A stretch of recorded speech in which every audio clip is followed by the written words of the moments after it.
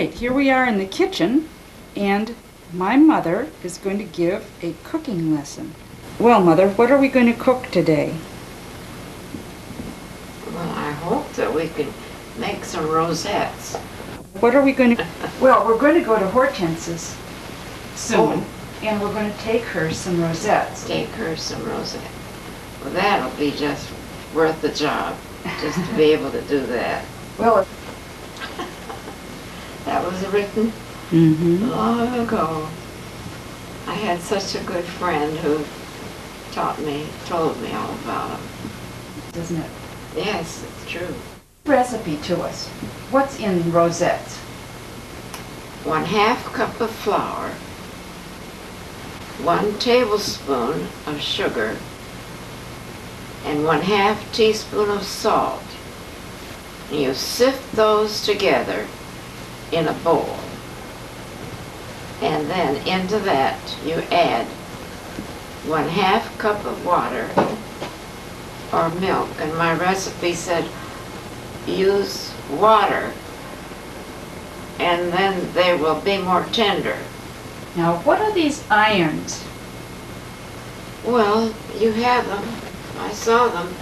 Oh my. This is one of our favorite ones, isn't it? Yes. Just like a stained glass window That's right. appearance, because it has those little holes. That's right. And then here's another one that's a little fancier. A little larger. And this one has just straight around. And what about this one? That's my favorite. That's the butterfly. That was written long ago. I had such a good friend who told me all about them. Now we're ready to assemble the ingredients. Let's wash up and do it. Let's wash and wipe together, live in peace forever.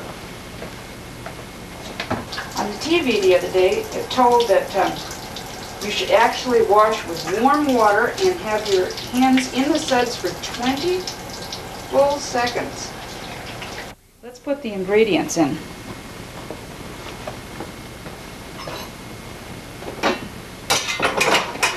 So we need 1/2 cup of flour. But I'll let you measure them. I want them measured properly. So do it right. Here's the sifter. 1/2 cup of flour. Right into the sieve. And what else goes in the dry ingredients? 1 tablespoon of sugar. That needs to be measured properly too.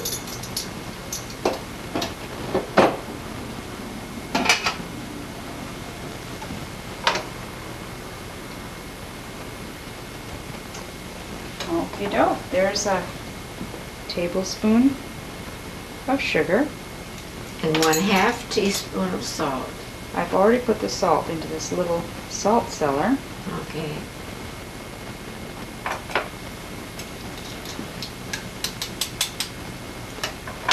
Do you remember when these used to sit on the table? Sure. Each person would have Everyone a... had one. That's not the way we do it today, is it? No, it isn't. Okay, I'm going to... 1 teaspoon, no. 1 tablespoon of oil. Well, we're not going to put that with the dry ingredients. We're going to sift Oh, no, these dry that's ingredients. right. That's right, that's added. That's it. Shall we sift them right into the bowl then? Yes, and then you add this 1/2 cup of water and 1 egg, which has been slightly beaten.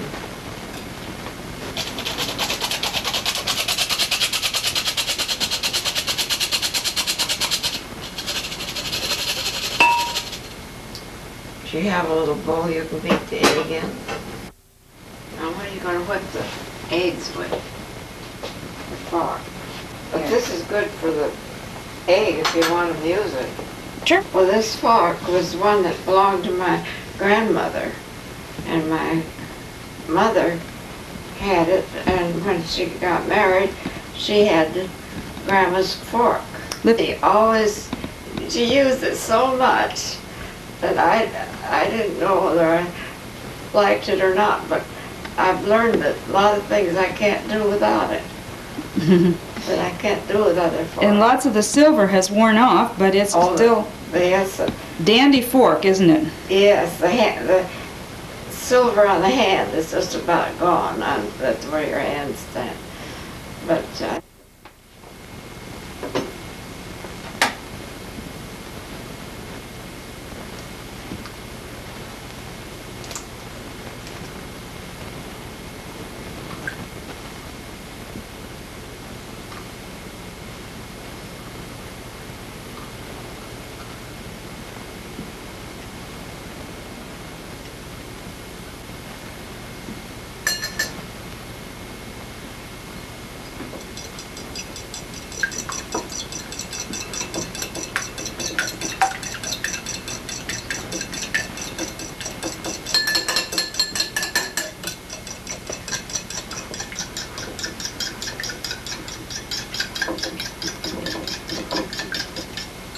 Our other liquid ingredients will be a half a cup of water and some oil.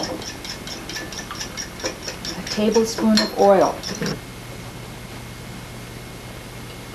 that's just barely a tablespoon. It wasn't really full. Oh, full of me. Okay. Flour, sugar, and salt are in the bowl now. We have a half a cup of water standing by right here, Yeah. and 1 egg slightly beaten, and a tablespoon of oil in this little brown bowl. If you want to add that, here's the spatula for you to add that to the... Well, put the water in put that in the bowl first. Okay.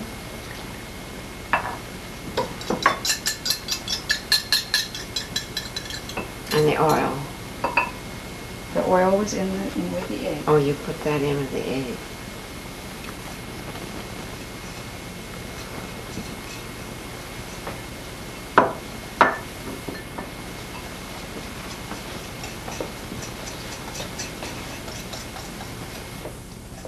Is that little fork going to do the job? It's not like the little whipper is. Doesn't do it. Here's the little whipper. You want to use that?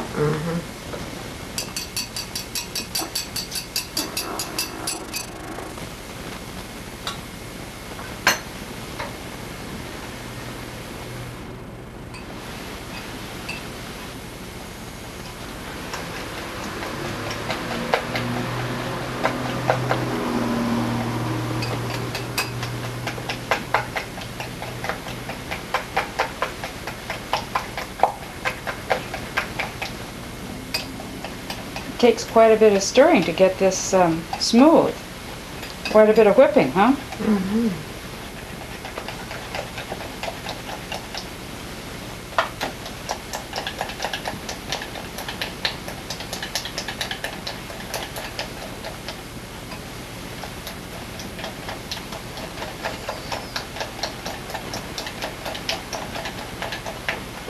I don't want any lumps left in it.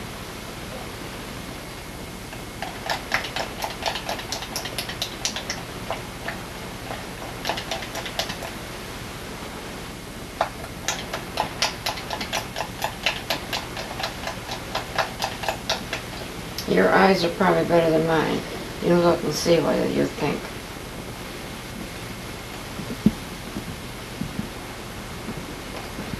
Oh, there's a little on the edge. You're a pretty good judge of it, Mother.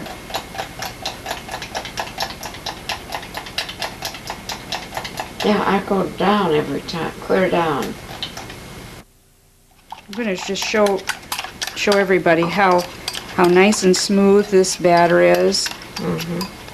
And all the lumps cannot possibly be whipped away this way, though. That's why we're going to strain it into the bowl we'll use for the iron. So here's the sieve. There's a couple of lumps here. Right there. Well, that's why we do this, isn't it?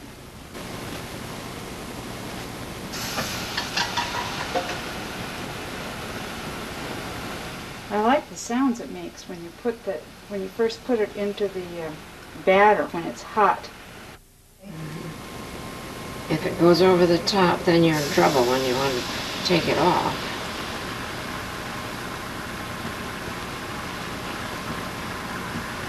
And if it doesn't go to the top, then you don't have enough.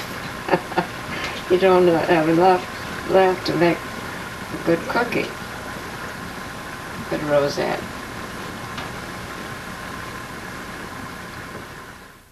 So I think one of the things about this task that needs to be remembered is it takes a lot of time and patience.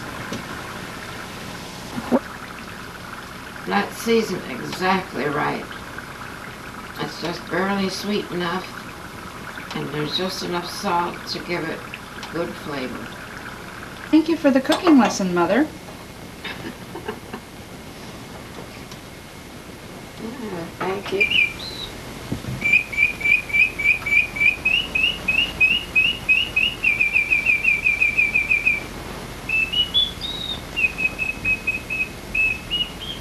Good. How are you? Ready to pack up our rosettes now and get them ready for Valentine's Day for our friends and relatives? Well, I guess so. Rosettes that we made. They're in the container here, all stored away.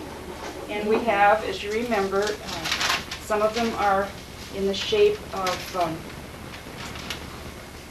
butterflies, and some are sort of shaped like little rose windows. Ready?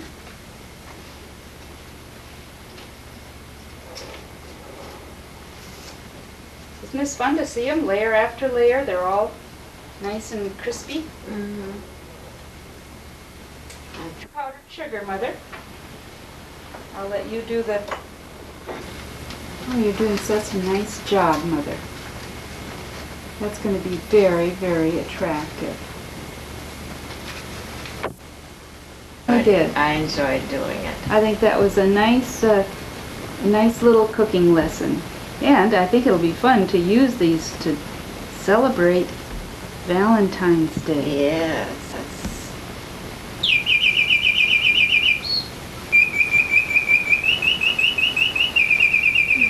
I think we'll put the butterfly in the middle. Okay.